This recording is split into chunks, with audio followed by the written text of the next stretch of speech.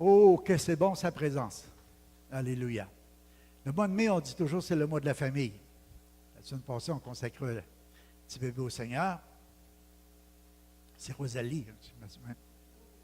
Aurélie. Depuis tantôt, je dis, c'est pas Rosalie, mais j'étais entre les deux. Aurélie. Aurélie. Mais là, je ne pourrais pas te chanter. Je pensais à Rosalie, l'autre chant. OK. Alléluia. Elle est belle comme un cœur en chocolat fondant. Ah. Elle me regarde. Tu veux plus qu'elle va parler? Tu me séduis. Y a-t-il quelque chose de plus beau qu'un enfant? Ah.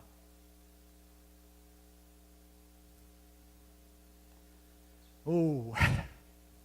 Quand Dieu dit d'être comme des enfants, comment on séduit le cœur du Père? Quand on tourne nos regards vers lui, on devient rayonnant de joie. Puis j'essaie d'imaginer le Père doit être pareil. Alléluia. Ce matin, c'est la fête des mères. Bonne fête à tous les moments. Puis on peut dire bonne fête à tous les grands moments aussi, parce qu'ils ont des moments, s'ils sont grands moments. Puis ceux qui désirent l'être un jour, ben bonne fête aussi. Alléluia. Et ce matin, il y a un petit cadeau, je vais demander à Maurice. C'est pas tout le monde, donne-le à tout le monde. Je pense qu'on est pas pareil, je ne sais pas comment on est, s'il en manque, mais donne-le aux femmes en premier. Mais c'est quelque chose que peut-être vous allez utiliser pour prendre des notes pendant le message. Alléluia. Alléluia. La merveilleuse madame que vous voyez en bas, là, ça c'est ma mère. Elle m'aimait puis je l'aimais. Je m'ennuie d'elle. Un jour, on va se revoir. Alléluia. C'était une femme incroyable. Elle a marqué ma vie. Elle m'a mis au monde. Je dois l'avoir marqué aussi. Alléluia. J'ai mis un passage, il dit, respecte ton père et ta mère afin de jouir d'une longue vie dans le pays que moi, le Seigneur, ton Dieu, je te donne. Ce matin, je vais emmener ce message-là pour que nos moments soient heureuses. Je pense que c'est le désir du Père, que tous les moments soient heureuses. Je sais qu'il y a des moments, des fois, ils sont malheureux parce que des fois, on ne les honore pas. Puis des fois, on n'est pas toujours, on n'a pas choisi où on est né. C'est Dieu qui a décidé de nous placer où est-ce qu'on est. Hein? Dans le sein de notre mère, Dieu savait déjà où est-ce qu'on serait. Puis moi, je peux remercier le Père ce matin d'être né, d'avoir été placé par le Père, si tu veux, dans le sein de ma mère. Alléluia. Je ne peux pas avoir meilleure mère. Fait que ce matin, je vais vous parler un petit peu d'elle. Je vais vous parler de toutes les choses qui m'ont touché. Puis qu'est-ce qui touche les gens quand on a cette relation-là avec nos mères? Comment elles sont précieuses pour nous autres? Je pense que ce n'est pas trop une fois par année de parler un peu d'eux autres, des honorer. Et puis aussi de leur dire comment ils sont précieuses pour nous autres, combien on les aime. Amen. C'est un des plus grands besoins ce matin. Donc, je disais, le premier souvenir de bonheur que je possède de ma mère, c'est ses regards, c'est ses sourires, ses paroles, puis aussi tous les soins qu'elle m'a prodigués. Mais ma mère, c'était ma mère. Elle avait un regard spécial. Je veux dire, elle n'avait pas besoin de parler pour savoir qu'elle nous aimait. Puis elle avait toujours, moi je me rappelle, des fois je passais des temps difficiles, des fois on était malade, on était petits gars, on avait la fièvre, n'importe quoi. Ma mère était toujours là à notre chevet. Elle nous serrait sur elle, elle nous embrassait, elle passait au temps. J'avais un petit bobo, je me faisais. Elle enlevait mon écharpe. Après ça, elle becquait mon bobo. Elle becquait nos bobos tout le temps. Est-ce que vous faites ça, les mères aussi? Puis on dirait que tout de suite, nous autres, les enfants, si maman a donné un bec dessus, c'est correct. C'est parti. On peut s'en aller. C'est tellement précieux. Je sais qu'il y en a beaucoup qui ont connu ma mère qui sont ici, hein? Plusieurs. Alléluia. Elle était spéciale. C'était une bonne maman. Je me souviens aussi des conseils et des enseignements. Puis je vais vous dire même des avertissements et des réprimandes qu'elle m'a faites. C'était sage. C'était précieux. Si je dis ça ce matin, c'est pour dire que moi, je pense que mon père et ma mère, c'était des gens qui croyaient en Dieu, qui aimaient Dieu, qui connaissaient des principes de la parole de Dieu, puis qui nous les ont inculqués. Et pour nous autres, pour être des bonnes mamans, pour ceux qui sont des mamans, moi je ne suis pas une maman, là, mais je suis un papa. Mais je pense que, comme papa aussi, on a à regarder à nos parents, puis des fois à apprendre d'eux autres, comment ils nous ont élevés. Et puis, c'est pas fini. on doit nous autres aussi l'inculquer. On doit faire plus que le dire. On doit leur apprendre à le vivre aussi à nos enfants. Et puis bien souvent, les enfants, nos paroles qu'on va leur apporter vont avoir un effet sur leur vie s'ils voient qu'on le fait, qu'on le vit. C'est juste le dire passer. Moi, je me rappelle ma mère, elle disait, bon, vous allez faire le ménage dans votre chambre. Alors, même les gars, hein, elle rentrait parce que, on va dire, même les gars, ça traîne des fois un peu. Moins plus que les filles, là, mais tu sais. Fait que là, ma mère, elle rentrait, puis elle nous aidait à se ramasser. Parce qu'elle voulait qu'on apprenne comment faire les choses. Mais je sais que ma femme, elle met plus en pratique ce qu'elle a appris que moi, parce que c'est encore elle qui fait le lit, après toutes les années. Des fois, je vais y aider, je tire un bord, puis elle dit, hey, gars, c'est pas de même. OK. Je vais te laisser ça. Je me retire tout simplement. Il y a des fois, pour lui faire vraiment plaisir, là, je sais qu'elle est partie. Là, je le fais tout bien vite, puis je place toutes les affaires en espérant qu'elle arrive, puis elle dise, ah, ben là, c'est mieux que c'était. Des fois, elle dit, hein? Alléluia. Ah, c'est autre chose. Les premières choses qui peuvent rendre notre maman heureuse, savez-vous, c'est quoi? C'est de lui dire, je t'aime aujourd'hui. Moi, j'aimerais le dire à ma mère, mais elle n'est plus là. Elle n'est plus là. Attendez pas qu'il ne soit plus là. Allez dire alors à votre mère, je t'aime, maman. Je t'aime, maman. C'est meilleur. Vous savez, quand on arrive à la fête des mères, on veut faire un cadeau. Je lisais hier des suggestions de cadeaux. Moi, je suis fort sur les fleurs, mais ma femme a dit non. Hier, je disais à ma femme, pensez qu'on devrait acheter des fleurs à toutes les femmes. Pas nécessaire. As-tu acheté un cadeau? Oui, mais c'est pas une fleur. Il me semble une fleur, tu sais. Une fleur, pour moi, ça veut dire quelque chose, mais une fleur, tu sais. Je ne sais pas pourquoi. C'est une femme, pour moi, c'est comme une fleur. Mais là, il faisait des suggestions de cadeaux parce qu'il dit une fleur, regarde, tout le monde offre des fleurs, il faut offrir d'autres choses qu'une fleur. Là, il y en a qui disent, bon, vous devriez offrir une balance. Je pense que ça ne sera pas tellement apprécié. Hein? Ah, il dit une crème anti-rides. Ça ne sera pas apprécié non plus. Une grosse boîte de chocolat. Ça ne sera pas apprécié non plus. Aller faire une visite. Aller prendre un repas avec, pas chez elle, mais au restaurant. Pour ne pas y donner l'ouvrage. Moi, je me rappelle, à la fête des mères, on va voir maman. On arrivait là, puis elle était à la cuisine, puis elle faisait tout, puis elle nous recevait. C'était sa fête pour elle, tu comprends? On allait là pour sa fête, puis on lui donnait de l'ouvrage. Moi, on le réalisait même pas. Mais elle le faisait avec la joie, parce que la présence de ses enfants, pour elle, c'était son cadeau. Vous n'avez pas besoin de m'acheter rien. Venez juste me voir. Elle était contente de nous voir. Et puis quand on arrivait à partir, elle emplissait nos poches de chocolat, de caravelle. Moi, j'allais dîner, je mangeais avant, ici à l'église, j'allais voir ma mère, elle restait à sa cinquième, mon père. J'arrivais là, elle n'a pas mangé, hein? Ben oui, j'ai mangé, c'est fait pour moi, j'ai mangé. Oui, mais tu vas manger un petit gâteau, moi. Elle prenait un gâteau. Maman, j'ai mangé, je suis plein, je suis plus faim. Ben, allez dans tes poches. Tu le mangeras après-midi. Ça, c'est ma mère. Il fallait que je parte avec quelque chose. Tu ne pouvais pas aller là sans partir avec rien. Plus que ça, tu lui faisais des cadeaux. Elle marquait le nom de qui il l'avait fait. Elle dit, j'ai tout. Elle le mettait dans son garde-robe.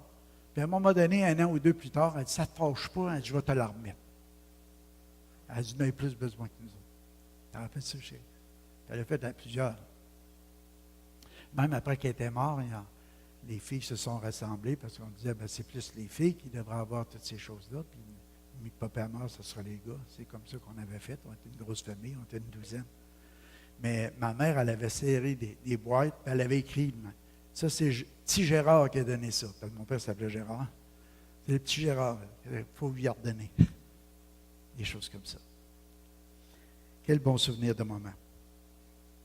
elle mettait tout son cœur à remplir son devoir et ses responsabilités. Puis, je vais dire, elle jouait bien son rôle, puis des fois, ce n'était pas toujours facile.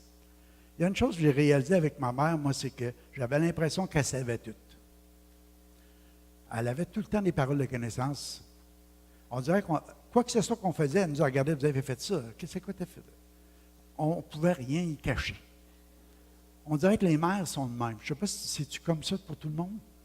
Tu as l'impression que ta mère, elle sait tout. Si tu joues un mauvais tour, tu as pris quelque chose, elle regarde tout le monde. Ah, c'est toi, hein?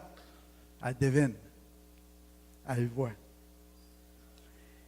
Galates 1,15, il dit, « Mais lorsqu'il plut à Dieu, à celui qui m'avait mis à part dès le sein de ma mère et qui m'a appelé par sa grâce. » Fait que je n'ai pas à mériter d'être appelé par ses papas, c'est un cadeau. Puis c'est lui qui dit, dès le sein, c'est lui, c'est mon Père. Les enfants, ça appartient tout à Dieu. Puis c'est le Père, c'est un héritage. Il décide de m'en donner, de te donner un héritage, et puis tu as un enfant, mais c'est lui qui décide, tu vas te placer dans le sein de ta mère. C'est une grâce, c'est une faveur, c'est un cadeau, c'est un don. On peut remercier Dieu pour ça. Amen. Alléluia. C'est une faveur qu'il m'a fait. Je remercie mon Père pour ça.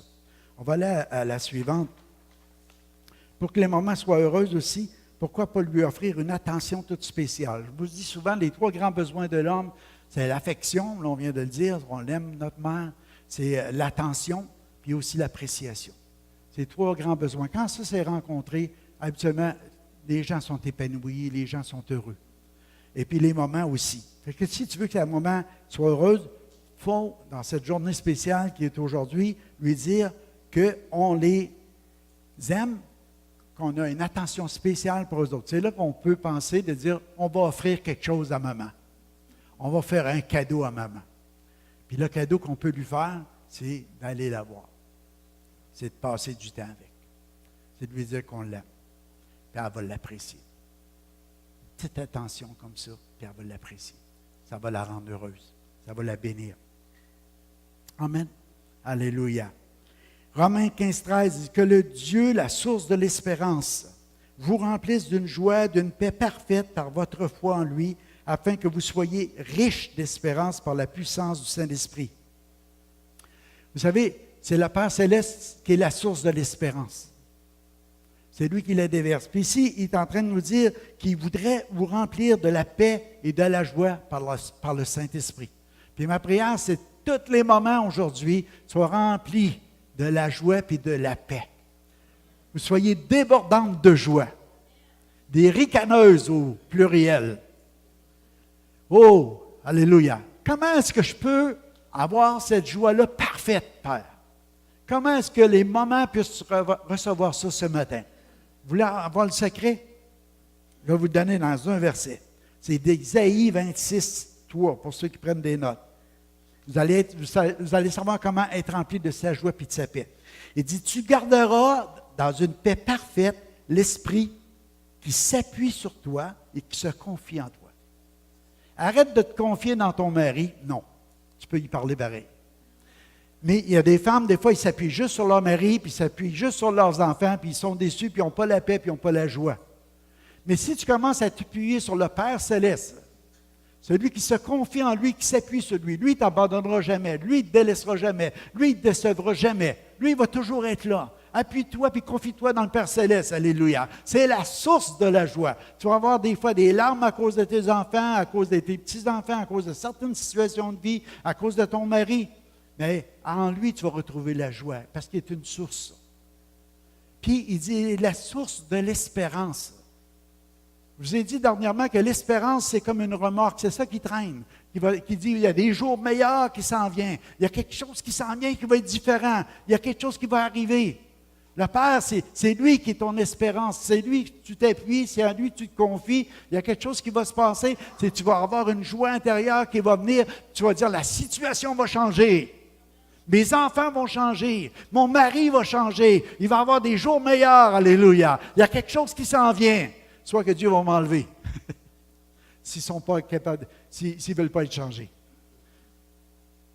Mais il y a quelque chose de merveilleux avec Dieu. C'est que tu vas garder cette joie-là intensément dans ton esprit. Quoi que ce soit que tu as à vivre. Parce que tu te confies puis tu t'appuies sur lui. C'est la source de l'espérance. Puis il va te donner de la paix et de la joie à profusion. Amen. J'écrivais, vous devez toujours vous souvenir qu'il sera toujours là si vous avez besoin d'un refuge. Vous avez besoin de secours, vous avez besoin de guérison, vous avez besoin de libération, vous avez besoin d'un miracle. Le Père, il dit, je vais toujours être là. Je ne t'abandonnerai pas. Appuie-toi sur moi, puis confie-toi en moi. Dans quoi que ce soit que tu traverses ou que tu vis. Et on sait qu'il y a des mères, ils en vivent toutes sortes de situations. Puis ce n'est pas toujours facile. Pas toujours facile. J'aurais pu vous emmener la description, c'est quoi une maman. On sait que ça a 1000 métiers. Il y en a qui disent, ah, mais c'est quoi tu fais? Ah, ben moi, je reste à la maison, je suis une mère au foyer. Mais c'est à peu près tous les métiers que les gens peuvent faire, la mère le fait à la maison. Amen? Alléluia. Mais ce n'est pas le but de la prédication. On va aller à la suivante. Pour que nos mamans soient heureuses, nous pouvons leur faire savoir que nous les apprécions en cette journée. Amen. Pourquoi ne pas offrir toute notre appréciation? Qu'est-ce que j'ai écrit là-dessus? Alléluia. J'ai écrit que si la mère est présentée, si le foyer, le mari est présenté comme le leader dans sa maison, la femme sage est présentée comme celle qui la bâtit. J'écrivais dans le haut, une femme vaillante est comme une couronne pour son mari. C'est une couronne. Une femme vaillante. Proverbe 31 nous décrit la femme comme qu'elle est. Du matin jusqu'au soir. C'est comme ça que ma mère était. Elle n'arrêtait jamais. Quand on s'est levé le matin, ça n'a pas arrivé souvent à part que quand maman faisait des gros mots de tête. Parce que quand je fais des mots de tête, des fois, j'ai dit, regarde, je peux comprendre ma mère. Parce que ça y est arrivé. Ma mère, c'est une femme d'intérieur. Si elle avait un événement trop public, elle assistait à l'événement, elle y allait, parce qu'il fallait qu'elle y soit. Mais quand elle revenait, ça la mettait tellement sur une pression qu'elle faisait une migraine. Et puis ça durait des fois toute la journée. Il y en a qui l'ont vu comme ça, des fois, des serviettes d'eau frette, parce qu'elle ne filait pas. Ça l'avait rendue malade. Mais elle y allait pareil, puis elle le faisait, parce qu'il fallait qu'elle le fasse. Mais elle était heureuse dans sa maison. Elle était heureuse avec sa famille. Elle était heureuse avec ses enfants, ses petits-enfants. Elle avait tout ce qu'il fallait. Elle n'en demandait pas plus. Je ne me rappelle pas d'avoir vu ma mère faire l'épicerie. Je ne m'en rappelle pas. Toujours mon père. Pour ça, je l'ai fait un bon bout de temps, moi aussi.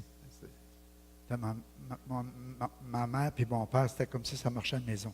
Parce que, à l'époque, elle restait avec les enfants, une grosse famille. Mon père partait, il allait faire l'épicerie, il revenait. Puis c'était comme ça, ça fonctionnait aussi. Mais ma mère, elle ne cherchait pas non plus à aller plus que ça. Alléluia. Rendez grâce continuellement pour toutes choses. Comment est-ce qu'on peut faire? On peut rendre grâce à Dieu au nom de notre Seigneur Jésus-Christ. Mais il dit pas juste une fois, continuellement. On devrait juste prendre ça. On peut rendre continuellement grâce à Dieu pour nos mères, pour nos grands-mères, continuellement. On pourrait le faire aussi en leur disant, eux autres aussi, en le prenant, si on le fait pour Dieu, on peut le faire pour eux autres. C'est une marque d'appréciation que de dire merci. Merci pour ce que tu fais. Merci pour tout ce que tu fais pour moi. Moi, je me rappelle d'une fois, il y avait une femme, elle m'avait dit, Pasteur, peux-tu te voir au bureau avec ma fille? J'ai des sérieux problèmes. J'ai dit, OK. Fait que je rencontre des rencontres au bureau. Et puis la mère, elle me dit, c'est plus vivable. Ma fille est rendue adolescente, c'est une grosse crise, elle ne prend plus rien de moi, elle ne veut plus rien savoir, puis c'est pénible, puis tout ça. Fait que je rencontre la mère, après ça, j'ai rencontré la fille. Et puis quand j'ai rencontré la fille, Dieu m'a mis dans mon cœur, m'a dit, dis-lui, as-tu déjà regardé les mains de ta mère? Puis là, j'ai dit ça à elle. J'ai dit, as-tu déjà regardé les mains de ta mère? J'ai dit, arrête-toi par regarde-les. J'ai dit, les mains de ta mère, là, c'est elle qui t'a donné la première nourriture. C'est elle qui t'a changé de couche. C'est elle qui a pris soin de toi. C'est elle qui t'a lavé. C'est elle qui t'a soigné. C'est elle qui a pris soin de toi. Puis j'ai dit, là, tu es rendue grande. Puis j'ai dit, elle veut encore ton meilleur pour toi. Elle t'aime. Toutes ces années-là, tu le prouves, elle t'aime. Comment est-ce que tu peux pas l'écouter à cette heure? Tu penses que tu en sais plus qu'elle? Elle veut juste te protéger en voulant te dire, va pas avec telle ou telle chose, ou tiens-toi pas avec tel ou tel compagnon, parce que c'est des gens de mauvaise vie. Une mère, c'est là pour ça, pour avertir. Tu sais, la mère a dit, tiens-toi pas avec les voleurs, parce que les gens qui sont avides de l'argent et tout ça, ils vont te conduire sur la route du mal, il va t'arriver des mauvaises choses, tu vas te ramasser en prison, tu vas... Tu sais, c'est les mères, bien souvent, qui donnent ces enseignements-là à leurs enfants. Et puis, ça avait changé leur relation. Puis un jour, il est arrivé une chose, c'est que la mère est morte. Beaucoup trop vite. Beaucoup trop vite. Puis la fille a pleuré, puis elle pleurait. Elle aurait aimé tellement commencer à vivre toutes ces années-là avec sa mère. C'est tellement précieux. Alléluia. Mais elle avait des bons souvenirs quand même, parce que cette situation-là, il s'était arrangé. Donner de l'appréciation à quelqu'un, moi j'écrivais, ça peut changer l'atmosphère et donner une nouvelle direction à certaines personnes. C'est quand tu dis merci. Même les maris, là, tu t'approches à la table, bon, le dîner, es-tu prêt? Puis tu t'en vas. Ah, merci, c'est bon. Ah, j'apprécie. Merci pour les petites marques d'attention que tu me poses. Les enfants qui sont là, ça change l'atmosphère dans la maison. Ça leur apprend quelque chose qu'ils vont le vivre avec leur femme plus tard. La manière que tu te conduis avec ta femme dans ta maison, les enfants vont conduire peut-être la même chose avec leur femme aussi dans leur maison plus tard. Ce que tu fais parle plus que ce que tu dis. Si tu dis bien des belles choses pour qu'ils changent la façon d'être, mais tu ne le fais pas, ça n'a pas beaucoup d'impact. Autant les femmes que les hommes. Quoi que vous fassiez en parole ou en œuvre, faites tout au nom du Seigneur Jésus-Christ en rendant par lui des actions de grâce à Dieu le Père. Le Père céleste apprécie les actions de grâce et cette attitude de dépendance de sa puissance infinie. Le Père, il aime ça. Quand tu dis, on rend grâce à Dieu le Père, merci pour tout ce que tu fais. Je ne pense pas que les mères aiment ça. Ils vont l'apprécier, ça aussi. On peut prendre exemple sur ce que Dieu nous demande de faire. Un esprit de reconnaissance envers nos mamans ce matin. Amen. Vous savez, juste à droite, là, j'ai mis des mains comme ça. Là, j'ai dit, tous les hommes, on se lève, les femmes, vous restez assis. OK, les gars, on se lève. Puis on applaudit nos femmes un matin. On les apprécie, on les aime, on les applaudit. Wouh, wouh, wouh, wouh! Yes! Pour toutes les mamans, pour toutes les futures mamans. Alléluia. Pour tous les grands mamans. Bravo! Bravo pour tout ce que vous avez fait, pour tout ce que vous êtes. Alléluia. On apprécie. Amen. Oh! Alléluia. Comment il y en a ça? Non, je ne poserai pas la question. C'est la première fois que vous applaudissez votre femme. Moi, j'ai déjà dit, c'est un cadeau que tu as reçu de Dieu. Il dit, oui, mais quand je l'ai déballé, c'est autre chose. Ça, c'est méchant. Ah, c'est pas le papier, c'est pas l'emballage, c'est ce qu'il y a à l'intérieur qui est tellement le cadeau précieux. Tout ce qu'elle est. On va à la suivante. Alléluia. Ça, c'était juste pour rire. Toute femme sage bâtit sa maison, mais la folle la ruine de ses mains. Nous autres, on est bénis, on n'en connaît pas de folle.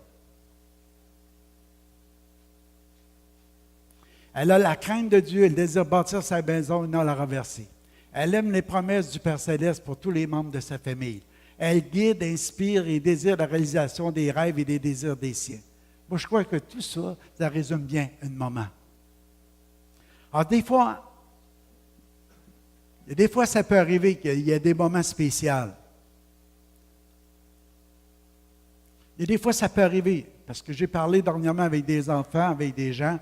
Ce ne pas des gens qui viennent ici, c'est juste pour vous rassurer. Mais ils ne veulent plus de relation avec leur mère. C'est tellement triste. C'est tellement triste. La mère, elle voudrait avoir une relation. Mais il est arrivé tellement de situations pénibles entre eux autres que la confiance a été brisée. Il y a des choses qui étaient rompues. C'est difficile. Mais une femme sage bâtit sa maison. Le mot bâtir veut dire édifier, construire. Ça se fait, ça. De quelle façon est-ce qu'une femme sage peut construire une maison qui va être stable? Le mot sage, le commencement de la sagesse, c'est la crainte de l'Éternel. La crainte de l'Éternel, c'est la haine du mal. Fait qu'une femme qui est sage, qui a reçu la sagesse de Dieu, bien, elle commence à haïr tout ce qui est mal. Elle s'éloigne de tout esprit de méchanceté, de toute parole mensongère, de toute calomnie, de toute médisance, de toute chose qui fait que c'est le contraire de la sagesse. c'est qu'elle commence à vouloir bâtir une maison qui va être stable. Elle veut que ses enfants marchent dans ses traces. Elle veut des beaux projets pour ses enfants. Elle veut leur laisser un bel héritage. Elle commence à leur enseigner, garde, dans ta bouche, il y a juste des paroles qui honorent, qui bénissent, qui fassent du bien. On s'éloigne de médisance, de calomnie ou des choses de même. On ne parle pas les uns contre les autres, mais on commence à toujours trouver quelque chose de bon dans quelqu'un. Alléluia. On commence à bâtir à l'intérieur de nos enfants cette reconnaissance-là. Apprends à voir des bonnes choses. Apprends à bénir Dieu. Apprends à aimer Dieu. Proverbe 9,6, il dit, quittez la stupidité et vous vivrez et marchez dans les voies de l'intelligence. Il y a des fois, il y a des femmes stupides, ça peut arriver qui sont en train de renverser leur maison. Elles sont folles. Mais Dieu dit, garde, j'ai un secret pour toi. Et j'ai égorgé mes victimes. J'ai mêlé mes vins. Entre, viens manger à ma table. Que celui qui est stupide va devenir sage, intelligent.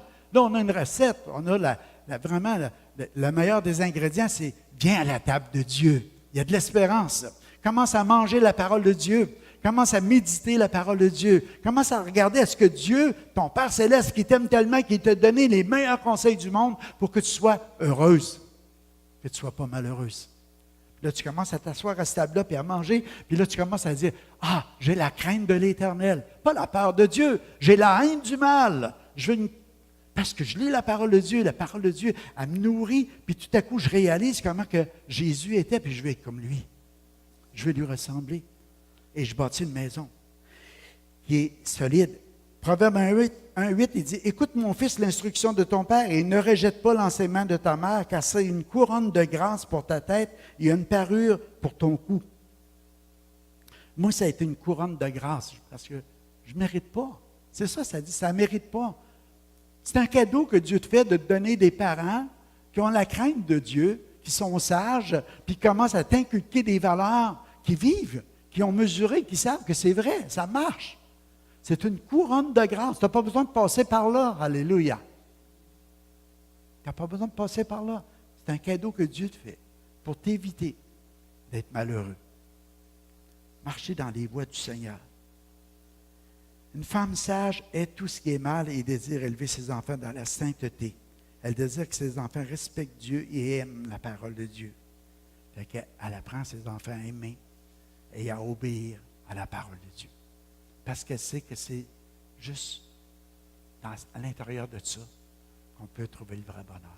Puis bâtir une maison qui va être solide, qui va marcher dans les voies du Seigneur. Écoute, mon fils, l'instruction de ton père et ne rejette pas l'enseignement de ta mère. Amen. Alléluia. J'écrivais, elle élève ses enfants en les enseignant, en faisant régner l'ordre et la discipline dans sa maison. Parce qu'elle sait que c'est important. Elle sait que c'est important. Alléluia. Hey, veux-tu te ramasser un peu de la chambre, là? Même quand je regarde la tienne, elle n'est pas bien mieux. Non, c'est pas ce cas. La discipline. Quand, moi j'appelle ça un élastique. Nous autres, chez nous, on avait appris, tu sais, la longueur du élastique de notre mère. Fait que, première offense, c'est étirer un petit peu, mais on pouvait en faire un autre. Après ça, il fallait arrêter. Parce que si on cassait l'élastique, wow! Il y avait de la discipline. Alléluia. Ma mère, elle me disait, attends que ton père arrive. Oh boy! Je ne peux pas dire que c'était la meilleure affaire parce qu'il y a des fois, le père, il est parti pour une semaine à Beijing. Avec la mère, ben, elle oublie. Les enfants, pas de danger avec ça. Pas pour vous autres, ça. Alléluia. Là, les enfants, ça, on le sait. Quand elle dit ça, paye parti là-bas. On peut faire ce qu'on veut avec le paye parti. Alléluia. Parce que les enfants, ça l'apprend très vite. C'est pas long. Ils savent à quelle longueur on peut le tirer. Moi, j'ai toujours aimé la méthode 1, 2, 3. Pas parce que je ne sais pas compter jusqu'à 5, mais je trouvais que c'était assez. Ma mère, c'était comme ça. Je dis, ah, c'est pas fou. Première fois, tu enseignes. Tu rappelles l'enseignement. Deuxième fois, tu rappelles. Troisième fois, tu corriges. Les enfants, ils ne tirent pas longtemps. Hey, ça c'est. Ah, il vient de rappeler quelque chose. Il ne veut pas que je fasse ça. Il sait qu'est-ce qu'il vient de faire, qu'il ne doit pas faire. Deuxième fois, tu dis, si tu le refais encore, tu sais, tu vas être corrigé. Il fait encore, ben regarde. Vous pouvez avoir plus de grâce que moi pour vous rendre simple, là, tu sais. Mais vous allez voir que les autres vont le savoir aussi. Ça va prendre juste un peu plus de temps. Alléluia. Amen. Je ne dis pas ça, là. Moi, je ne suis pas un tapeur d'enfants. Comment il y en a? Regarde, ils ont toutes peur encore de moi. Il n'y en a pas une qui va lever la main, là.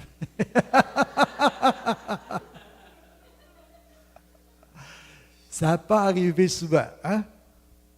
Je me rappelle d'une fois où ce que j'ai monté, j'ai été lui demander pardon. Parce que je savais que j'avais manqué. Vous rappelez-vous de ce fois-là? Je ne les avais pas tapés. Je ne les avais pas tapés, je les avais tirés sur le lit. Couchez-vous, puis je ne veux plus vous voir, vous autres, là, pour asseoir. Allez, je descends en bas. Je suis chrétien, moi. J'avais envie de brailler. Je remonte en haut, je vous demande pardon.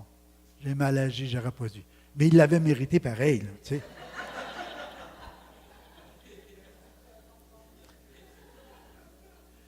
Il y a une autre fois que je me souviens où j'avais vraiment perdu un peu les pédales, c'était pendant un camp d'adolescents. Ta fille était là, Micheline. Mais c'était pas elle, la grande coupable. Mais je pense que tu faisais la cuisine. Il y en avait un autre aussi. Clémence, non. Raymond, Madame Legault. Les gars étaient terribles. Terribles. Tommy était de la gang. On ne dira pas d'autres. Hey, imaginez, là, il y avait des feuilles de plywood, là, de pré-fini. C'est pas solide, ben, puis il avait tiré. Puis il avait fait un trou, puis il passait à travers ça. Il sortait par les châssis, il allait manger dans la cuisine, il volait les tartes que les femmes avaient faites. C'est vrai, ça, les gars? Ah là, un moment donné, moi, j'entendais juste des rapports. Puis là, ça gonflait en dedans. Là. Puis à un moment donné, les gars, c'est assez, arrêtez, là. Une fois, deux fois. Troisième fois, c'est le premier qui sort, je le plante. Je me suis assis dans le passage sur une chaise, puis j'ai dit, je suis fidèle à ma parole. J'ai dit, me le planter pour vrai. Je t'assure. Je dis, il y en a un qui sort, il mange une volée à soi. Hey, imagine t'es pasteur, t'as de la grâce, hein? Mais là, tu es prêt avec la parole que tu as dit. Là, le lendemain, je file cheap, hein, vraiment. Là, le lendemain, je ne peux pas laisser ça de même. Tu sais, je veux que le Seigneur touche leur cœur, mais il touchait le mien, tu sais. Là, je les ai demandé pardon devant tout le monde. Vous vous rappelez de ça? J'ai dit, pardonnez-moi, j'ai mal agi hier. Je dis, c'est pas correct que vous avez fait, mais moi, je n'aurais pas dû dire ça. C'était trop. Ça avait été trop loin. J'étais fâché. Ça, c'est 2 seules fois, je me souviens, c'est pas pire. Je me souviens de mon père, par exemple, et ça, c'est autre chose. Ça, je ne vous raconte pas. Moi, j'étais comme un saint. Ma mère, elle disait, il y a des projets pour toi. Dieu, il met dans le cœur de leur mère déjà une révélation de qu'est-ce que les enfants vont être plus tard. Votre mère, vous a-t-il déjà demandé, qu'est-ce que tu penses que tu vas faire plus tard? Moi, ma mère a dit, tu devrais être un prêtre. Écoute, c'était comme les derniers de la famille, tu sais, puis il n'avait pas eu d'autres avant, puis ça en prenait un, tu sais. Mais elle ne s'est pas bien trompée. Elle ne s'est pas bien trompée. Elle en a eu 2 pour 1. Les 2 derniers. Mon père, il a eu la fameuse parole un jour, je peux le dire parce qu'il ne l'entendra pas. Un jour, il dit, je pense que j'ai fait 2 enfants de trop, peut-être. Parce que là, il était fâché parce qu'il pensait qu'en quittant la religion, qu'on abandonnait Dieu. Il ne réalisait pas qu'on était encore plus proche de Dieu qu'avant. J'ai dit, un jour, Père, vous allez voir la différence. Un jour, vous allez voir. Là, ma mère a dit, tais-toi. Elle dit à mon père, tais-toi. Je n'ai pas entendu souvent dire ça à ma mère. Elle ne dit pas ça. Elle dit, là, tu es trop fâché, tais-toi. Dis pas ça. Là, mon père, il est né, les narines ont mis large, puis il a arrêté. Mais mon père, il a été touché par le Seigneur plus tard. Ça a pris plusieurs années. Il était touché. J'ai prié avec lui. Puis un jour, j'avais fait une visite à mon père, puis je pense que je vous l'ai déjà conté, mais pour ceux qui n'étaient pas là, il y avait un gars qui souffrait beaucoup à côté de lui dans sa chambre à l'hôpital. Puis je lui avais compassion pour lui en parlant avec mon père. Je regardais le gars qui avait l'air. Puis en sortant, j'ai juste pogné le pied du gars, puis j'ai dit, Père, enlève ça dans le nom de Jésus, cette souffrance. Puis j'ai continué, je me s'en aller.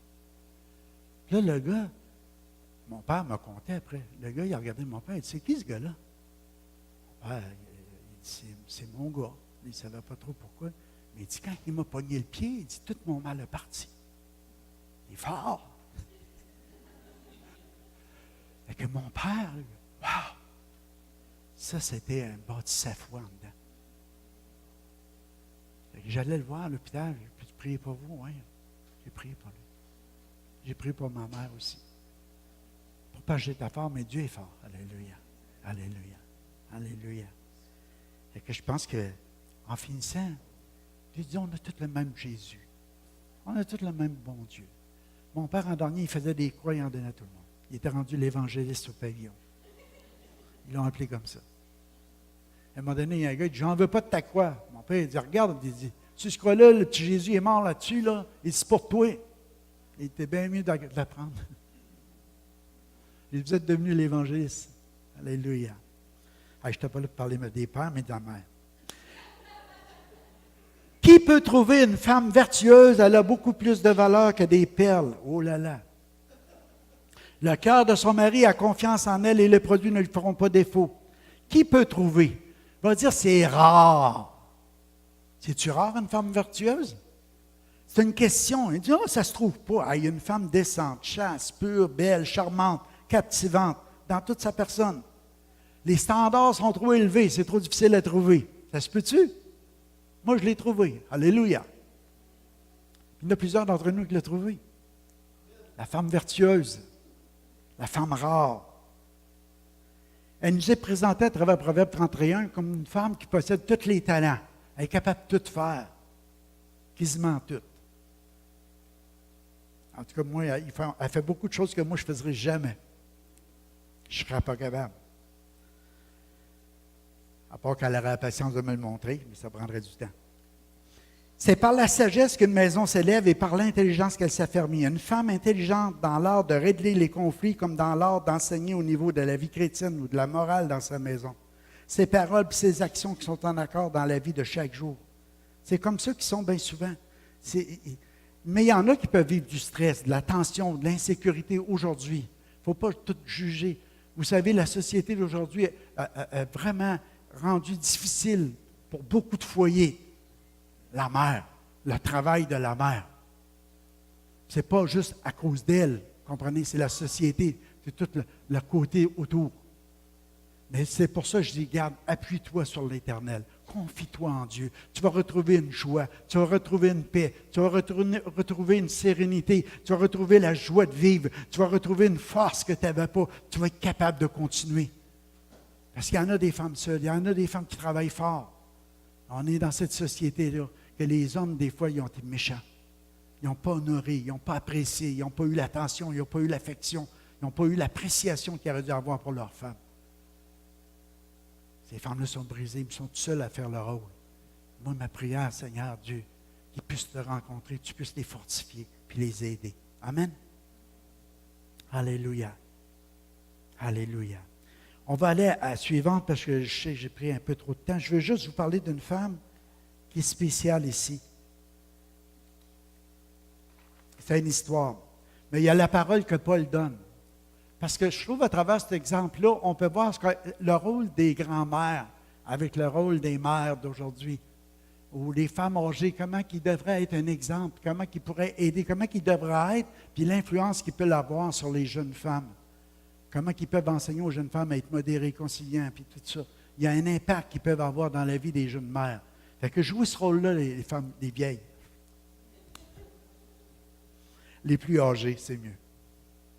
Mais pour revenir à l'exemple que je vais vous donner, c'est Ruth. Ruth 3:11 dit, mais maintenant, ma fille, ne crains point, je ferai pour toi tout ce que tu diras, car toute la porte de mon peuple sait que tu es une femme vertueuse. Ruth, c'est une Moabite. À un moment donné, Naomi, à un moment donné, est devenue amère. On l'a appelée Mara parce qu'elle est devenue amère. Pourquoi? Parce que son mari, Elimelech, c'est quoi, quelque chose de même, a décidé de partir puis d'aller vivre dans le pays de Moab. Et qu'il s'en va par là avec sa femme puis ses 2 gars. Ils ont dit, il y a une famine, puis on va s'en aller dans ce pays-là, puis nos problèmes vont être réglés. En s'éloignant du pays, on va aller dans l'autre pays. Puis rendu dans l'autre pays, ça n'a pas bien viré. Ça a mal été. Le père il est mort, les 2 fils sont morts.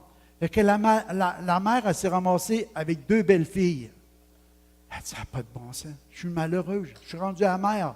Ça ne va pas. Elle dit, on est venu ici pour trouver le bonheur. On voulait être heureuse. La femme heureuse, c'est ça qui est le thème de ce matin. Mais elle était malheureuse. Fait qu'elle dit à ses belles-filles, elle dit, même si je me marierais, elle dit, ça va prendre trop de temps. Elle dit, avoir des gars, puis vous donner les gars. Parce que c'était ça la coutume. C'est qu'il fallait que tu relèves l'héritage, si tu veux, donner des enfants aux belles-filles qui n'avaient pas eu. Elle était 10 ans mariée sans enfants, Ruth. Fait que Naomi a dit à ses belles-filles, allez-vous-en, moi je vais retourner dans mon pays. Mais Ruth a dit, moi je ne me sépare pas de toi. Je veux rester avec toi. Pourtant, elle était jeune, elle était belle, elle n'avait pas d'enfant, elle aura peur de faire sa vie. Non. Elle dit, moi, je veux rester fidèle à l'engagement de ma belle-mère. Je veux rester avec ma belle-mère. Je ne sais pas comment il y en a qui ont quitté leur père et leur mère pour s'attacher à la belle-mère, mais il n'y en a pas bien. Il n'y en a pas bien. Mais elle l'a fait. Même si elle avait perdu son mari, elle restait attachée à sa belle-mère. Puis elle est revenue dans le pays. Puis elle avait une deuxième qualité. Elle était fidèle à ses engagements, puis elle était veillante. Ça nous dit qu'elle glanait les champs pour ramasser de la nourriture, pour emmener ça à la belle-mère, pour que la belle-mère puisse manger puis se nourrir elle aussi. Qu'elle manque de rien. Elle était veillante. Puis Naomi, elle avait la crainte de Dieu. Elle avait vraiment un cœur pour Dieu. Elle a été élevée comme ça. Fait que sa belle-fille, elle a dit, ton Dieu va devenir mon Dieu. Elle est devenue une femme de foi. Fait qu'une femme travaillante, une femme de foi, une femme qui croyait en son Dieu. Je vais vous dire une chose, parce qu'elle a décidé de devenir une femme de foi, de suivre sa belle-mère, elle n'a jamais passé par la famine. Ça a été fini la famine pour elle. Dieu a pris soin d'elle. Cette femme-là, qui était rejetée, puis là, je vais vite parce que je sais que j'ai été long, je vais juste terminer comme ça ce matin, je ne sais pas si je ne regarde pas les notes, vous sautez des bonnes choses, mais ce n'est pas grave. Mais j'essaie de mémoire de vous ramener. Cette femme-là, c'était une femme bien ordinaire qui est devenue une femme extraordinaire.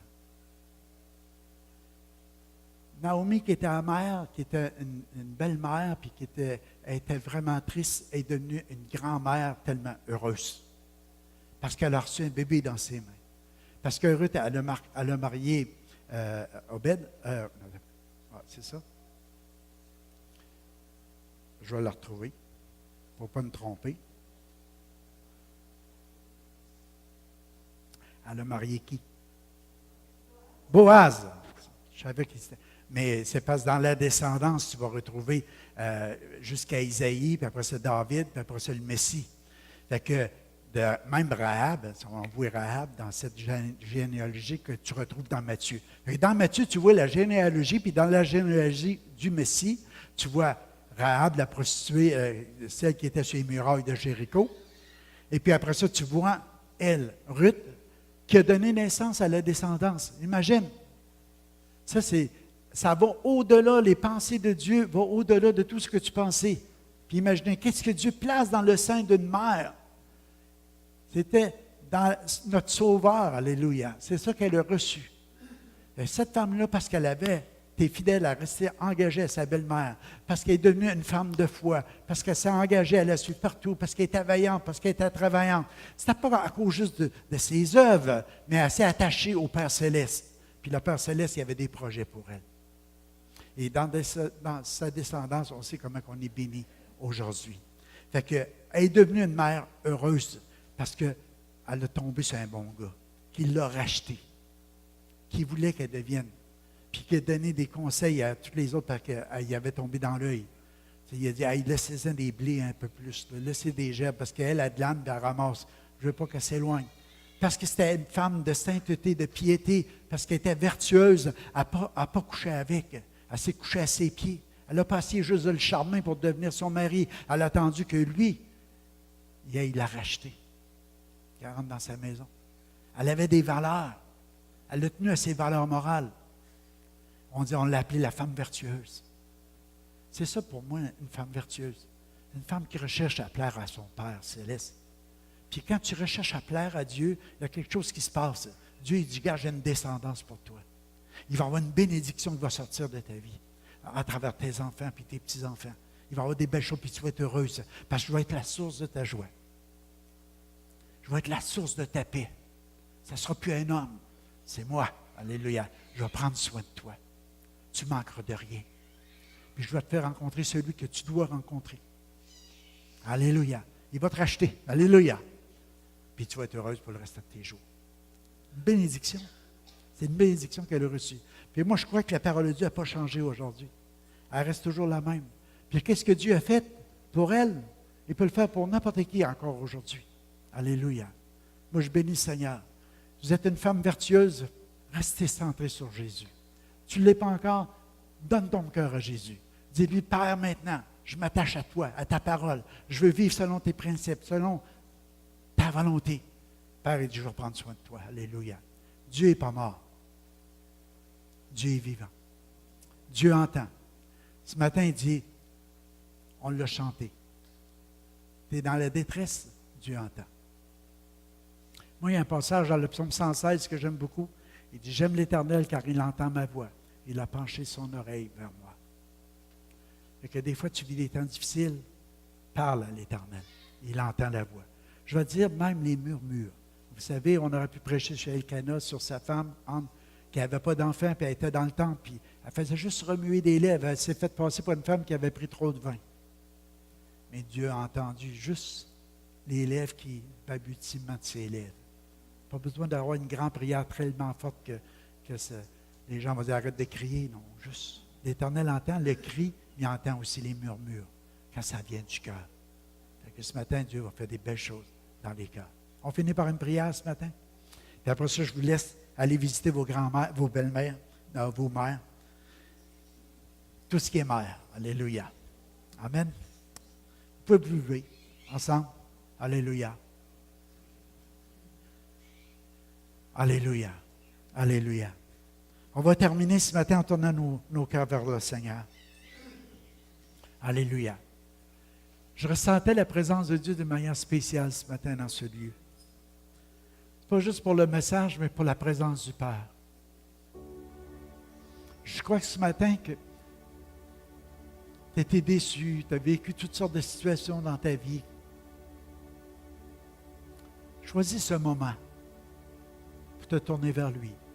Pas juste pour les femmes ce matin, mais aussi pour les hommes, pour les jeunes gens, pour les enfants.